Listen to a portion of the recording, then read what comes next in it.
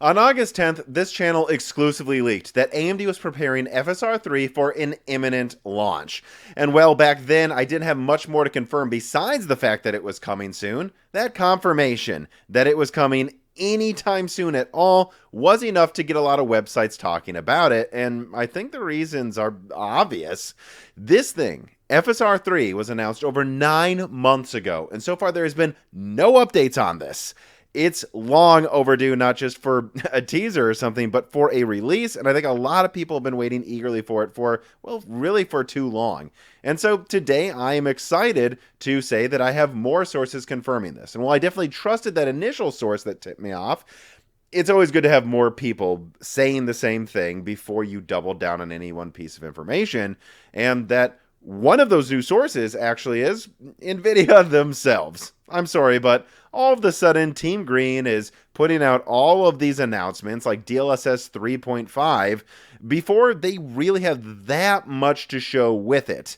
Let's be frank, Alan Wake 2 and a Cyberpunk expansion pack are really the only two worthwhile things to show as a launch set of games for DLSS 3.5. It's like this list of games here, if you can even call it that, was just cobbled together to look like it's more than, well, let's be honest, Alan Wake 2 and an expansion to a game that came out years ago. And look, Alan Wake 2, the first one I actually liked quite a bit, but I wouldn't call that like a AAA blockbuster, and it's still months away. So I think it's obvious that Nvidia is putting this out to preempt AMD. And in fact, they've also put out an Half-Life 2 RTX Remix announcement, and then another press release about DLSS. Not even DLSS 3.5. That was basically just, hey, everybody, a reminder, DLSS is everywhere. It's here. Don't worry about anything else. I don't think all of these announcements are a coincidence. And look, I've said this many times before on live streams and Broken Silicon podcast episodes, including recent ones. Some of my best NVIDIA sources are people at AMD. And some of my best AMD sources are people at NVIDIA, or Intel also, for that matter. And that is because these companies, especially NVIDIA, usually know what each other are doing before they do it, and they plan accordingly. And so I definitely take this DLSS and RTX media blitz from Nvidia that happened this week as preempting AMD's announcements of FSR 3 and Navi 32 products for that matter. And to be clear though, this first part of this video is not a shot at Nvidia or DLSS 3.5. DLSS 3.5 looks awesome, a excellent upgrade to a really the gold standard of upscaling tech right now. And NVIDIA's just being smart by reminding everybody that they have new upgrades coming soon, that they're not resting on their laurels, that there are a lot of games that support DLSS right now. And look, FSR isn't bad, but the best thing I think I can really say about it is that at its best, it ties DLSS if a developer really puts in the effort to make it look its best. But it never really competes with DLSS directly below 4K. It's not bad below 4K. It's better than stuff we had years ago, but it's not directly competing with the latest versions of DLSS. Maybe FSR was competitive at one point with DLSS 2.0, but that was already years ago, and there are better offerings of DLSS already. NVIDIA is always innovating, and so FSR is crazy overdue for a big 3.0 upgrade. And I actually want to leak some details about it, and also some details about NVIDIA possibly doing price cuts to their graphics cards. But first, an ad from a sponsor. While Jesse definitely hasn't been busy this week, I definitely have been packing, unpacking, making sudden runs to the hardware store every other day, and yeah, it's been a lot of work moving. And personally, I would usually love to cook. I find it fun, relaxing, but lately I just haven't always had the time nor the energy to do so every evening, and well, that's where Factor enters the equation. This piece of content is sponsored by Factor. Factor is a meal delivery service that makes meeting your nutritional goals easier than ever by delivering fresh, never frozen, dietitian-approved meals right to your doorstep every week. And every meal is created with quality and sustainable ingredients that taste great, with over 27 different meals, 33 different add-on options, and the ability to tweak your plan further so anyone, whether you're keto, calorie conscious, vegan, gluten-free, doesn't matter, anyone can be happy with their delicious delivery service. And yeah, let Factor take the guesswork out of grocery shopping and meal prep, whether you are busy moving or just have a busy work fall. I tried it. I really did like it. It genuinely tastes great. And even if you use the oven, which I do because I prefer that over using a microwave, it takes 10 minutes or less. Microwave, it's like 5 minutes. Every meal takes the same amount of time, which is almost no time. And yeah, support Moore's Law is Dead by heading to factor75.com at the link below and use code BrokenSilicon50 to get 50% off your first Factor box. Using this code helps the channel. Even just clicking on the link helps the channel as well. And I genuinely do like their meals and recommend them. Check out factor75.com today.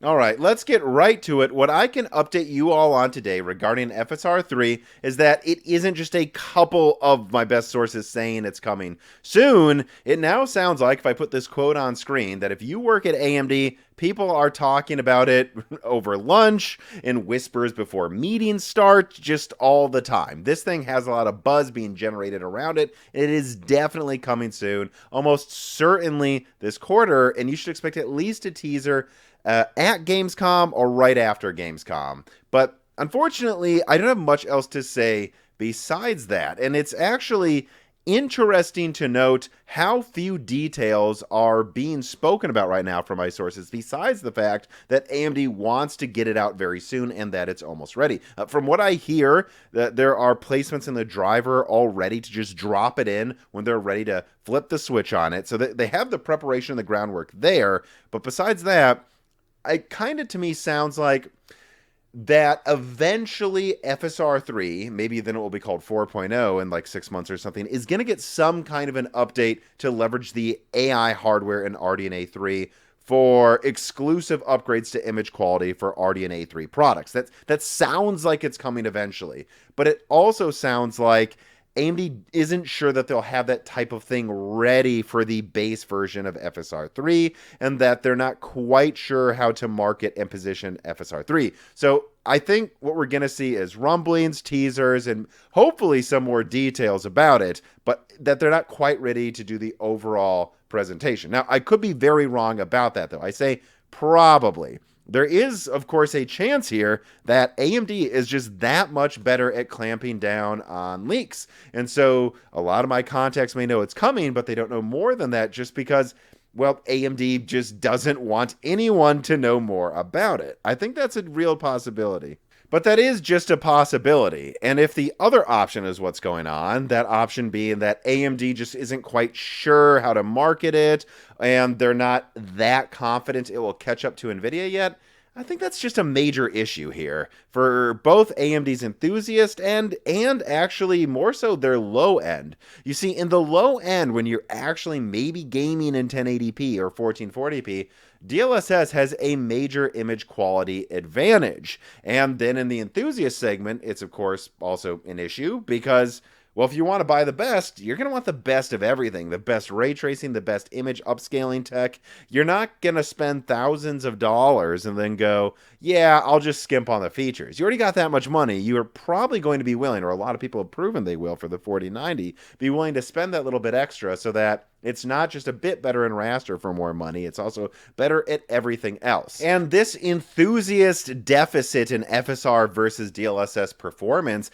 is actually, I believe, a major contributor, as I said on the recent Broken Silicon, to why AMD probably postponed the release of a giant mega Ponte Vecchio looking RDNA design, which they were initially going to launch with RDNA 4, but it sounds like, at least according to my sources, they're now pushing back to RDNA 5. I think AMD realizes that if they are going to try to charge $1,500 or more for some elaborate, expensive graphics card, that enthusiasts probably aren't going to bother until FSR catches up to DLSS, at least closely. And well, the funny thing is, though, they are probably still going to launch mid-range RDNA 4 because, well, even today, the mid-range and high-end of AMD is actually kind of doing fine. I mean, if you look at where the pricing is on a high-end card like the 7900 XTX, it is hundreds of dollars cheaper than the 4080, to the point that DLSS doesn't really make up for that, and it certainly doesn't with cards like where the 6800 and 6700 XT are so hilariously better priced than Nvidia's offerings that even if you turned on DLSS and even forgot about FSR, it almost just makes more sense to get AMD anyways, because that's how much worse Nvidia's mid-range price performance is. No, real gamers see AMD's mid-range pricing, and they do seem to like it. And by the way, the data backs this up. If you go on Amazon's GPU bestsellers, you can see half of the top selling cards are actually AMD because of their superior price performance. And this is backed up by other leaks about Mind Factory sales from Tech Epiphany. Nvidia does, to this day, have a pretty major mid-range price to performance issue, and the fact is that they know it. And this is where I get to another leak in this video, and that is about Nvidia seemingly planning a price drop, at least a de facto price drop, for the 4060 Ti. If I put this quote on screen here, I've actually just been tipped off by one of my best Nvidia sources that although Nvidia is unlikely to announce an official MSRP change, which lets us all remember here that, well, you can regularly get a 7900 XT for $750 right now, or a 7900 XTX for below $1,000. AMD still hasn't technically changed the MSRP on those cards. So no, the Nvidia sounds like they're doing the same thing with the 4060 Ti very soon. No official MSRP change, but an adjustment in channel pricing to their partners right before AMD launches Navi 32 and possibly FSR 3. And so, yeah, even if you're one of those perplexing people that saw 4060 Ti reviews and said, this thing looks awesome, I gotta save up for this, I would keep saving for another couple of weeks, because it does sound like at least a decent amount of AIB models are going to have their pricing adjusted down in preparation for Navi 32 products from AMD, and potentially for those products from AMD to be supported by FSR 3, which it does seem like Nvidia regards, maybe falsely, but you shouldn't underestimate your competition. It does seem like Nvidia regards FSR 3 as a potential threat to their sales later this year. Now, to the people that are probably typing right now about Nvidia's earnings just came out, actually gaming revenue's out, they have nothing to worry about, I actually want to talk about that. I want to address that type of comment, because it is one that on the surface seems like a pretty big criticism of what I'm saying here. Well, here's what the truth is. What Nvidia is reporting, and keep in mind what I'm saying here, reporting as gaming revenue, yeah, that is up slightly. However, look at this old chart here from old reporting out of Nvidia. Their current gaming revenue is drastically down from where Nvidia actually wants it to be. And eventually, some of this here was really heavily inflated by mining, and I'm actually hearing that their down gaming revenue, again, what they're reporting as gaming revenue, is still actually inflated by AI.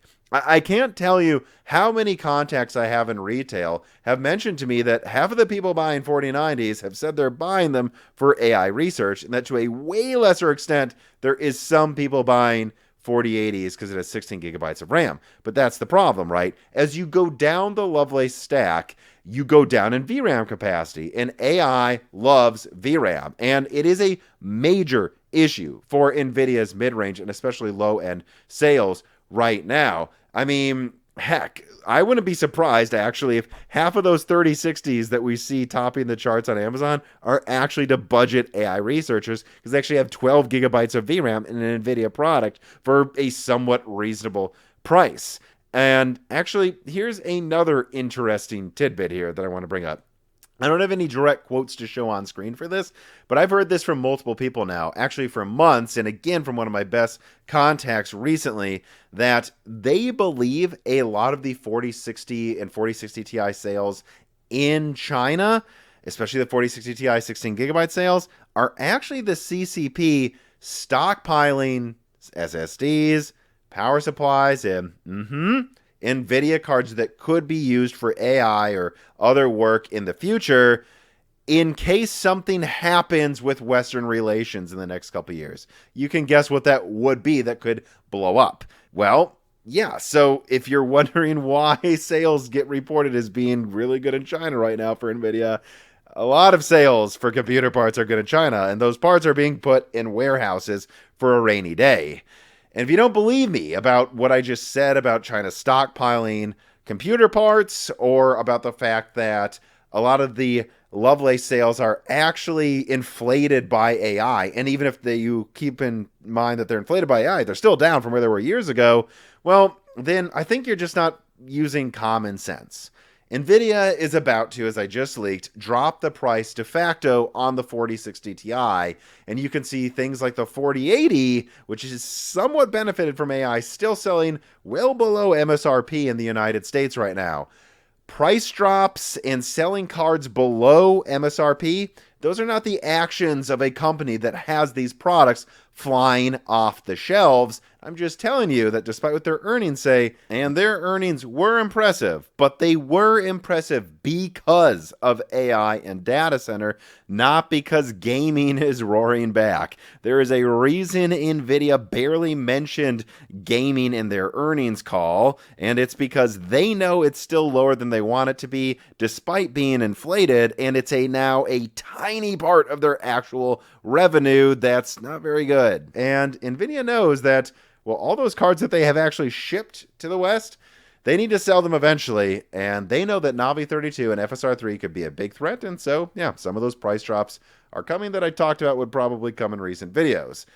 GPU pricing has roughly bottomed, but roughly bottomed for the products that were already discounted. There are other products, like the 4080 and the 4060 Ti, that still need some work, and that work is going to be done.